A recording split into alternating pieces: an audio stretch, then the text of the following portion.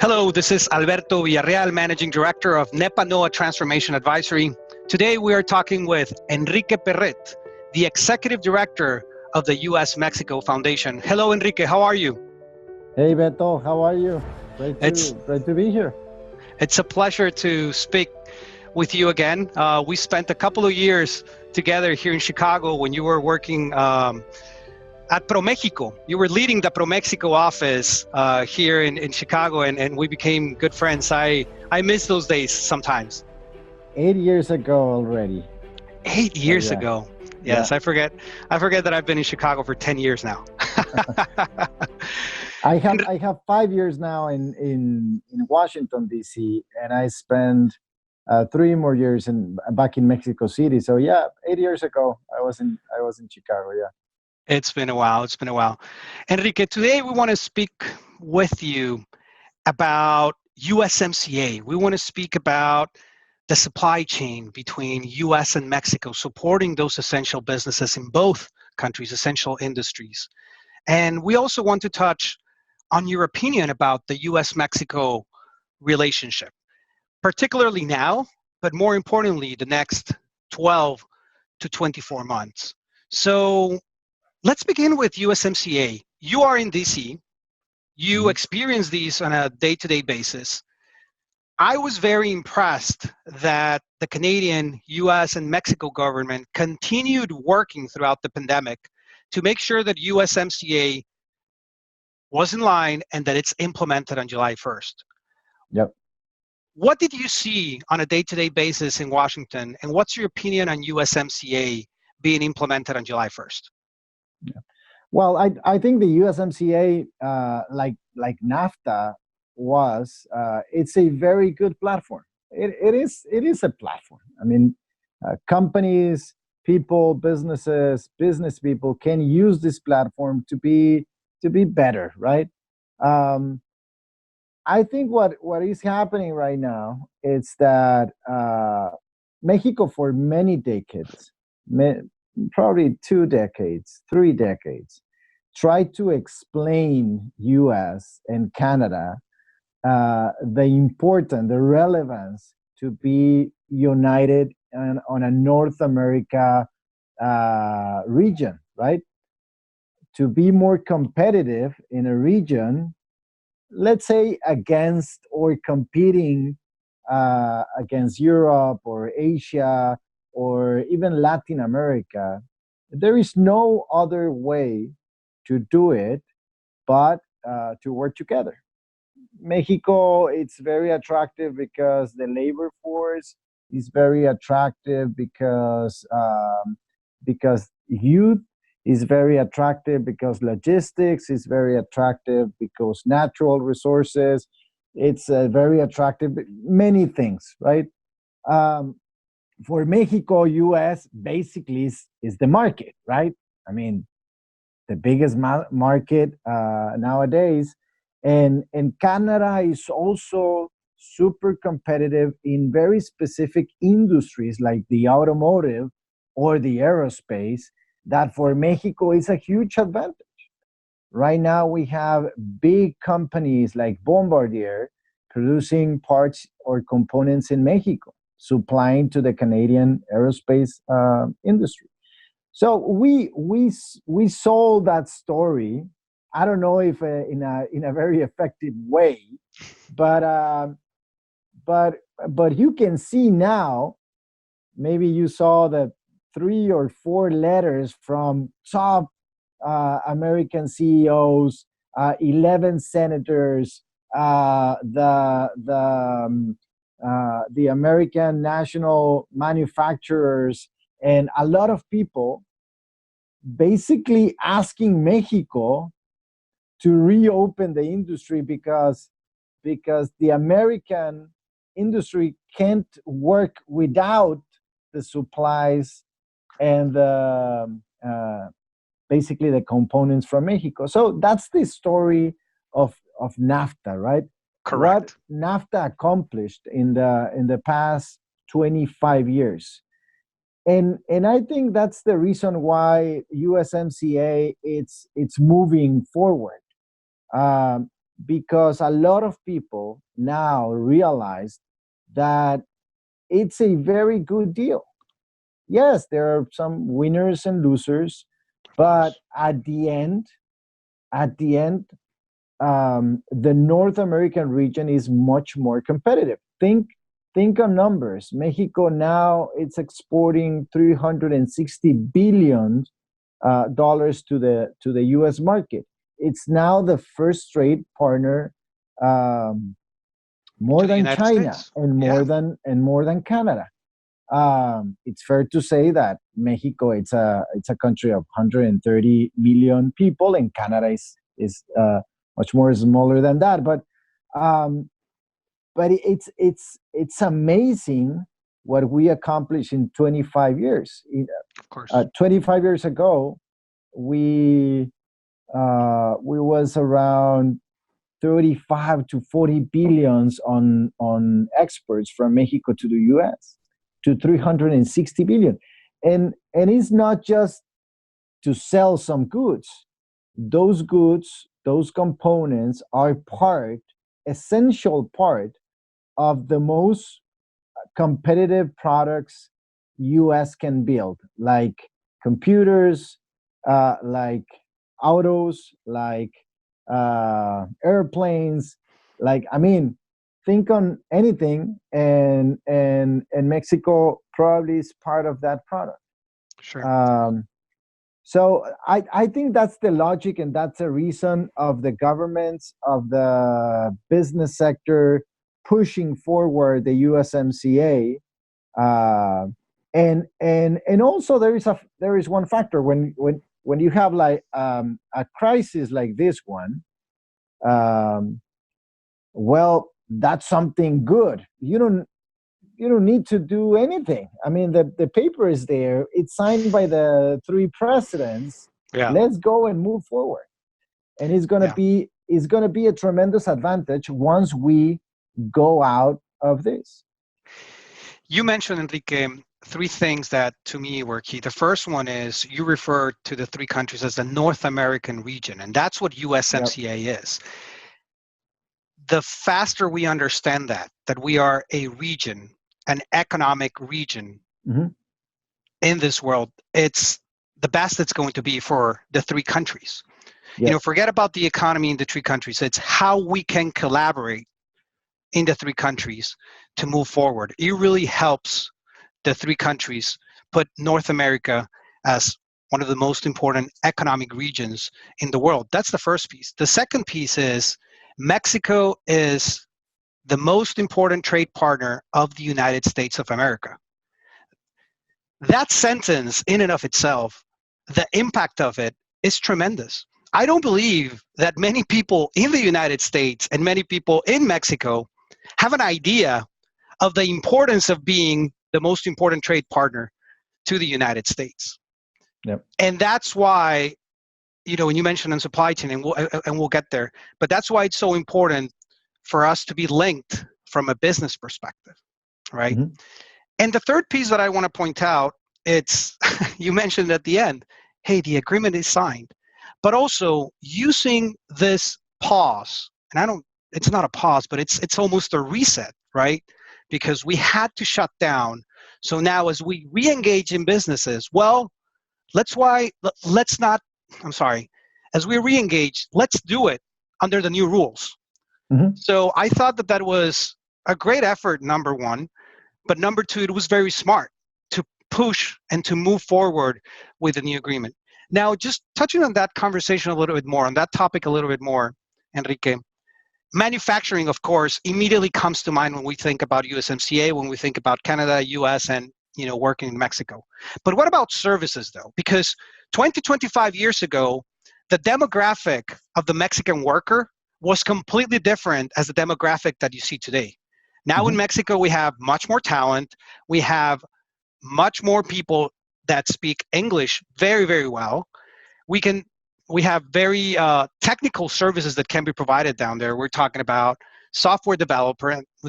We're talking about marketing services. We're talking about planning and analysis.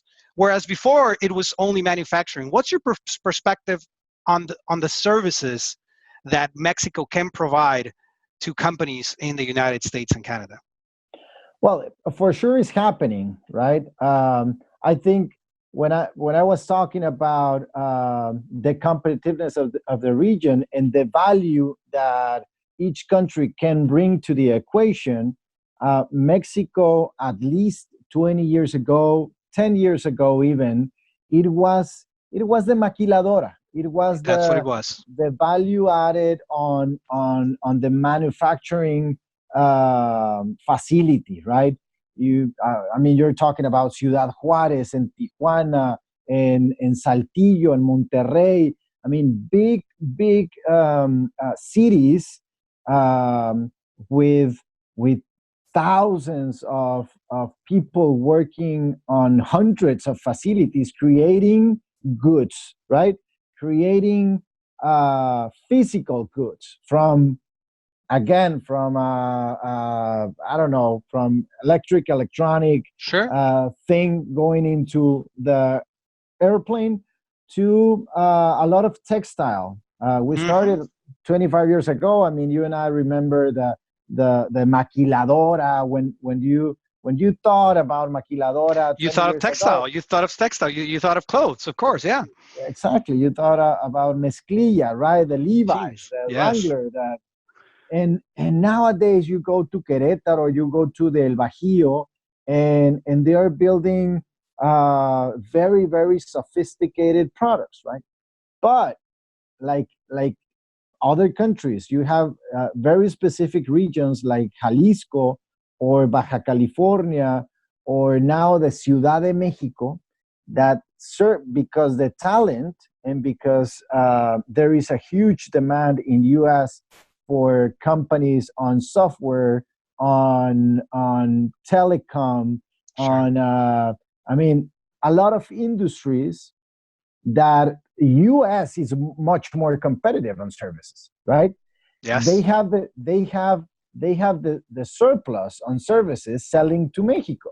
I mean, Hmm. think about Netflix, think about Amazon, think about, I mean, a lot of companies selling tons of $1 million in Mexico, right? Yeah.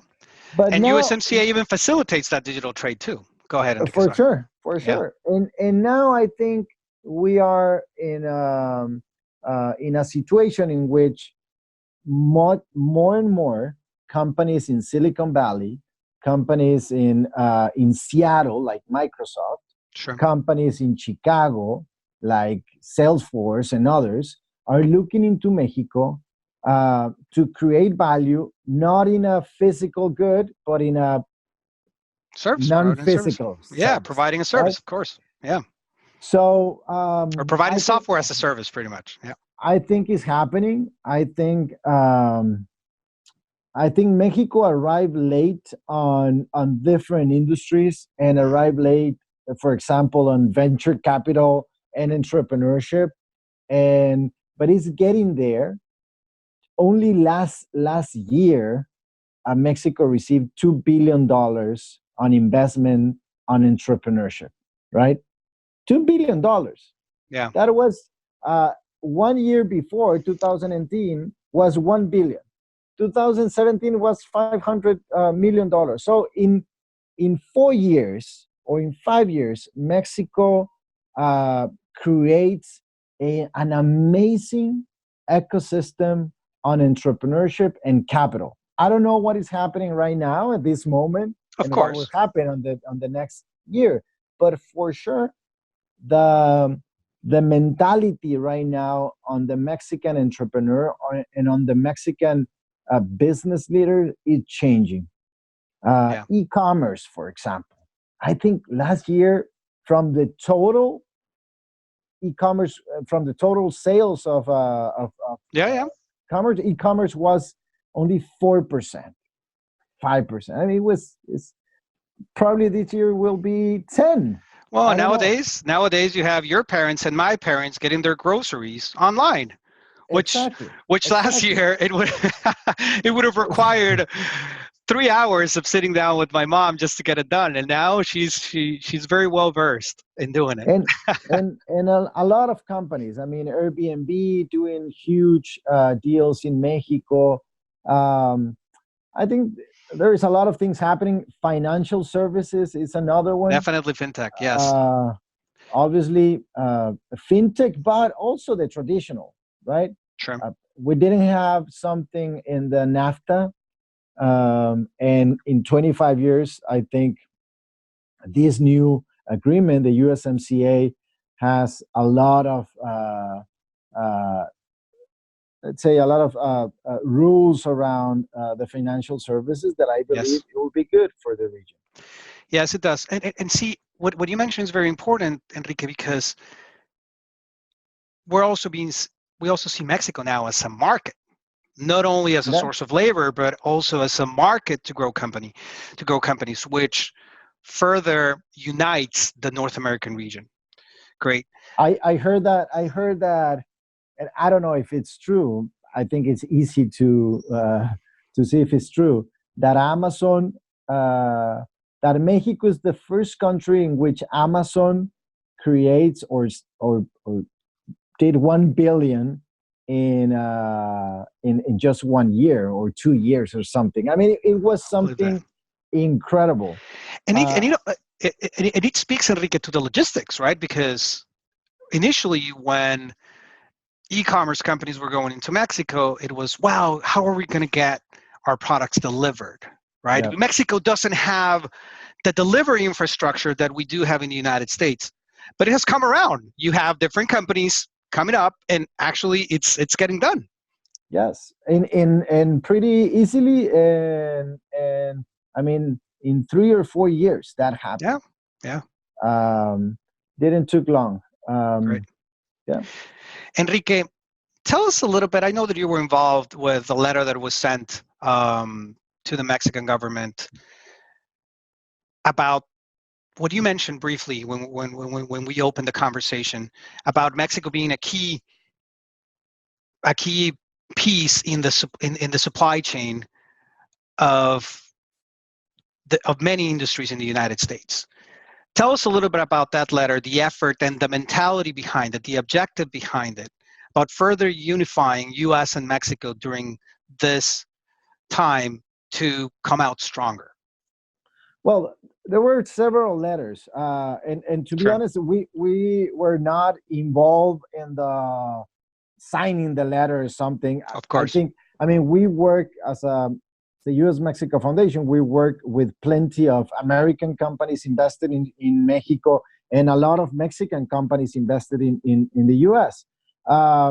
So, I mean, we try to be always connected with these business leaders, and 327 CEOs signed a letter to President Andrés Manuel López Obrador and to the Minister of Foreign Affairs in Mexico, basically saying we need to match the essential industries in Mexico with the essential industries in the U.S. If we don't do this, it's very risky. I mean, you have a company, let's say 3M or Emerson or Black & Decker, Lennox or whatever. They have been working in Mexico, investing in Mexico for the last 30 years. True. So they have a specific facilities in Mexico that supplies something very specific to the Michigan plant or to the Illinois plant.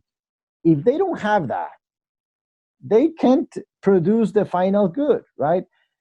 That's when we, in the past, we tried to express this example of the car built in North America crossing the border 8 times. I mean, you have some parts here, you have some parts there.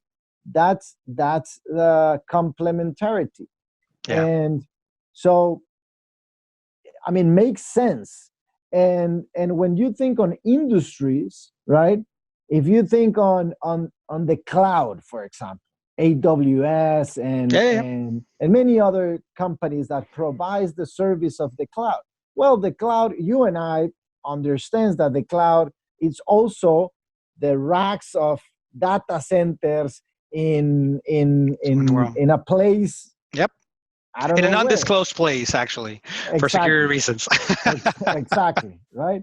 But that those tools or those computers and data centers are built by aluminum and cables and plastic parts and chips and Yep. many things. So the industry of the cloud needs another several industries. If the industry of the cloud is essential and is growing at a pace on this day on 60 or 70%, because now everyone is Everybody needs to be in doing the cloud. Yeah. what we are doing here, Yes. uh, needs more space in the cloud. So you hire more space, but you need the mining companies. Yes. You need the mining companies to produce a good, right? See, what's interesting about that, Enrique, is that it's not about aligning the essential industries across both countries. It's about aligning the supply chain of essential industries for both countries, because you may have companies in Mexico that are a supplier for an essential industry in the United States, where the Mexican government may say, well, that business is not essential. But it actually Exactly. is, because it provides one or two pieces that are actually essential. And it goes the other way around too, for US into Mexico. How have those conversations gone? I mean, how have we seen the Well, collaboration between the US and the Mexico government from that perspective?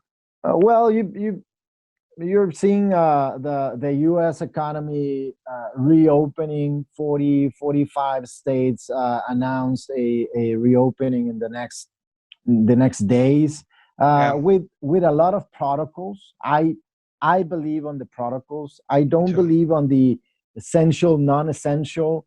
I believe on protocols for everyone, Sure. and everyone needs to comply with that. Um, I think the Mexican government already expressed that is willing to participate on the reopening, on Sure. a strategic North America reopening, like they started with conversations with the automotive industry. I think General Motors, Ford, and others are opening the plants on next week, Sure. and Mexico is doing the same thing.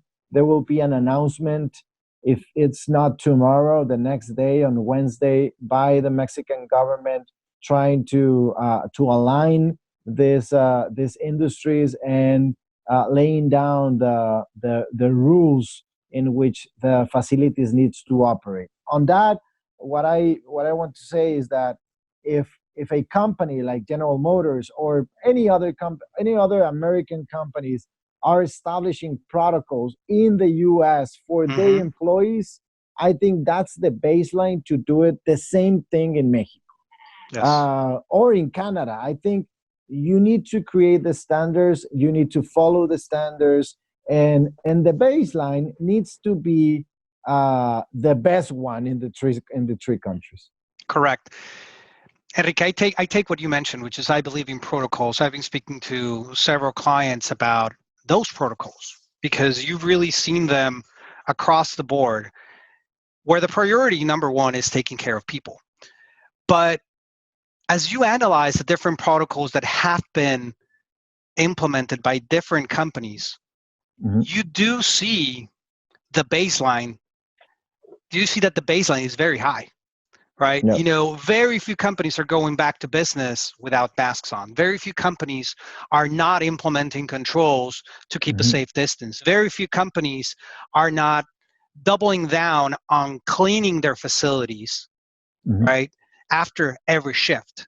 So I completely agree with you. It's about those protocols. It's about making it safe for people to come back, not only for those essential industries, but across the board.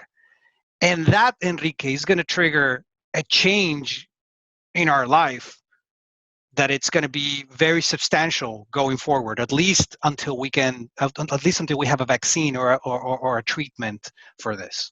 Yeah, I mean, for sure, you don't want to put on risk your people, right? Sure. But it's I think it's very easy to go one way or the other, and I think it's very easy to end up with a bad example and a bad exercise, and bad news. I mean, Sure. people dying on a facility. The risk is It's tremendous. the Yes. the risk for the whole industry or for the whole economy is tremendous. Yes. So if we're gonna reopen, let's do it.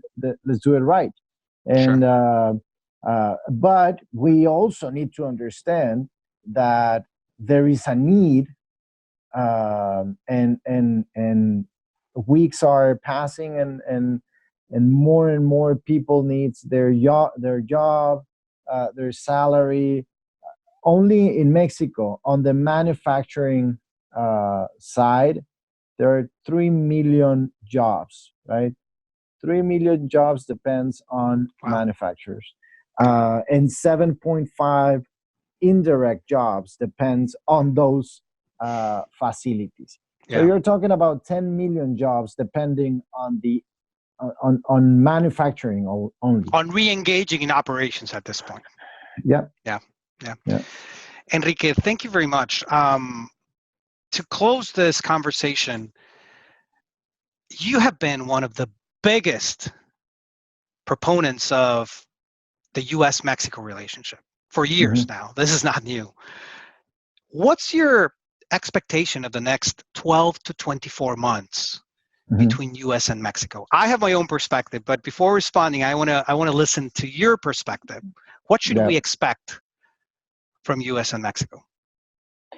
Well, I grew up in the border, no, You in did. Piedras Negras, Coahuila, and the border with Eagle Pass, Texas, and I believe in the relationship. I believe on the bicultural relationship. So I think it's a very good moment, for a true reflection, a true engagement on very specific topics like immigration, right? I think today is the right moment for the U.S. to do something around immigration that works good, that is a win-win situation for them and for Mexicans. Like, and let me put you an example: the temporary workers. Exactly. Nowadays, the temporary workers are essential in the U.S. And So in Canada too. in Canada. So yesterday they were undocumented and for many people illegal, right? And now they're essential. Now they're heroes. They're the ones picking the grapes and the oranges And the and the berries, and tomatoes and the yes, yes, berries, yes. and putting in the supermarket for you to go to the supermarket and get it for your family, for your kids that are now in the house. So I think that's the right moment. I think for DACAs, for example, for the dreamers, I think is the right moment. 20,000 of them works on educational system in US. 27,000 of them works on the healthcare industry. So they are the ones taking care of the Americans now. So Yes. it's the right moment. I think there is a huge opportunity. I think both Donald Trump and Joe Biden needs to address in the good direction. So that's a big, and that's a huge for the relationship. Could be a tremendous win. The other one on trade, once we realize that the interconnection, that the interdependence of Mexico and US and Canada is big, and that we need to produce more goods in this region, that we need to take care of the health industry, the medical devices, the software. Let's work together. Yeah. I think that's also a tremendous opportunity. Now, the third opportunity is U.S. China, right? On trade. Well, I believe, Beto, that after this, a lot of companies can reestablish operations in North America, bringing back from China the operations, and I Yes. think well, I do believe, as a Mexican, I do believe Mexico have an amazing opportunity to reestablish, reshoring those companies. But U.S. also have an opportunity. A lot of states from the U.S. can bring foreign direct investment in these moments. So that's a huge opportunity for the region. There are some risks also. Of course. We need to redo the board. I mean, not redo, but we need to invest on infrastructure. And it's not the wall, it's real infrastructure, technology, on security, on health, and to trade more, basically to trade more. So we need technology, we need infrastructure in the border. We need to be very creative. We need to be innovators on new programs of temporary workers from Mexico to the U.S. Sure. And I mean, I really believe that the business leaders, the business sector are ready to engage, are ready to continue working, investing, exporting, importing. They are ready. They only need a small push, a small facilitation of trade, and it will be great. Thank you for that, Enrique. I share your perspective. I believe that the further integration of Canada, U.S., and Mexico, it's only going to make us stronger, and that should be approached as we approach every transformation at Nepanoa, which is from three lenses. The first one is people, which you mentioned as the first piece, right? We're talking about immigration, we're talking about DACA, we're talking about making the process more efficient to benefit both countries, right? And Canada as well.